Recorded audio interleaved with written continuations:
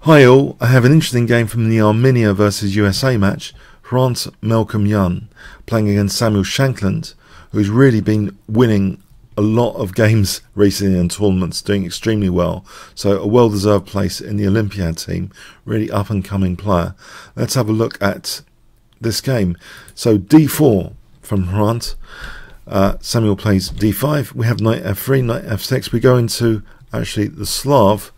So this dreaded triangle of solidity, solid triangle structure.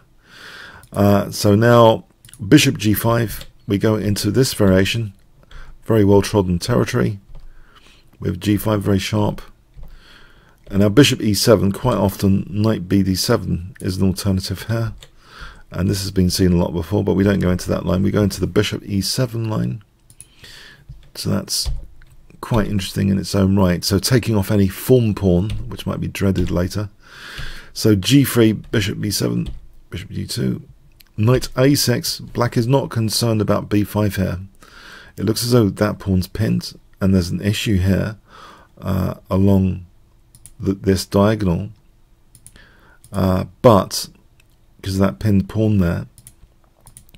But in the event here of knight takes b5, let's see, well, white actually, if knight d7, for example, knight takes b5, this isn't such a big deal actually, it's only a small advantage for white. But actually knight a6, again ignoring the b5 pawn, it isn't a big deal to take here. Knight takes b5 here, black just castles, so it's quite clever in its own right, this accepting the pressure on the diagonal to counter-attack on d4 in this line.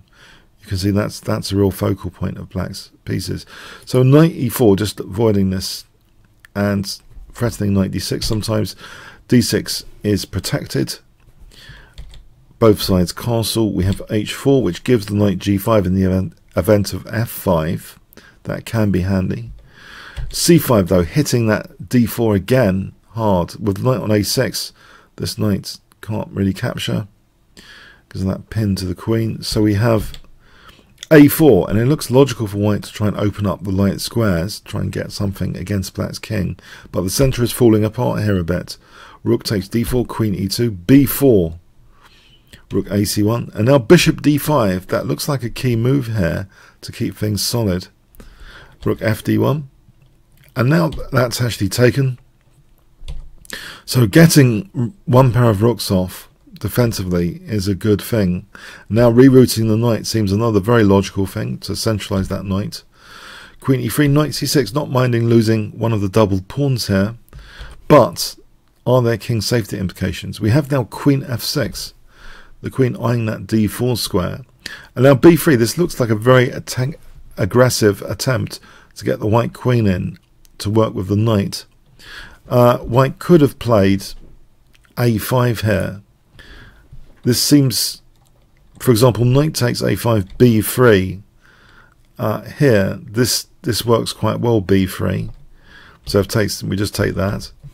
And what does black do? If taking here, this should be at least equal this position. Goes into a knight ending, which is equal. So b3 here, though, is slightly different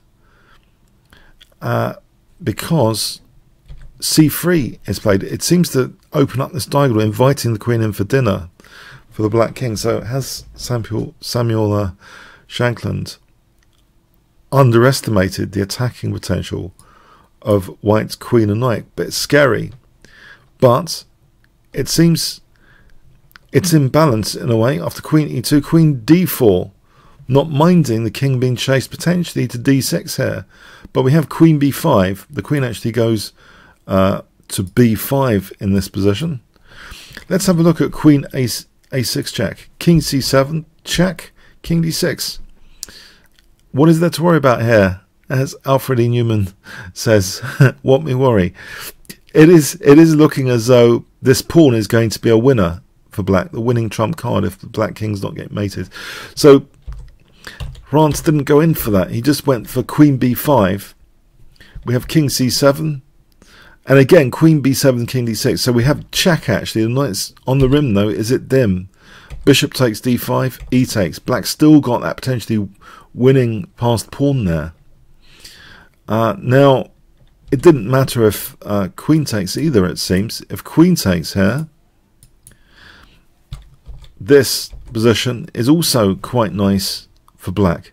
So we'll go back to e takes d5, a5, rook e8. We have queen b7, rook e7, stopping any check there.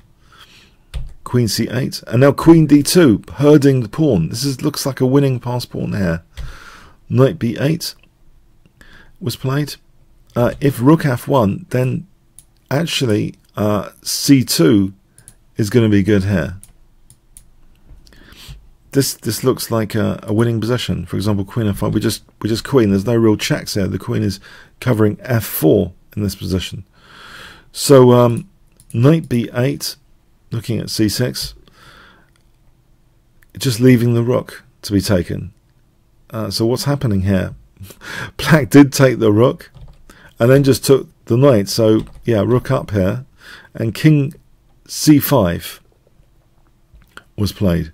Here, check, and now king d4, so the king's found a home away from the checks. And white has to resign. So this variation seems extremely dangerous for white. If black ever gets a protected passed pawn out of this, it seems the temptation of coordinating with queen and knight let black have a protected passed pawn, but very careful calculation to make sure he wasn't getting mated was needed there. So a fantastic win for Samuel Shankland, and that actually won the match for the USA against the Armenian, very, very strong Armenian team. So congratulations to the USA on that round, and to Samuel Shankland. Thanks very much.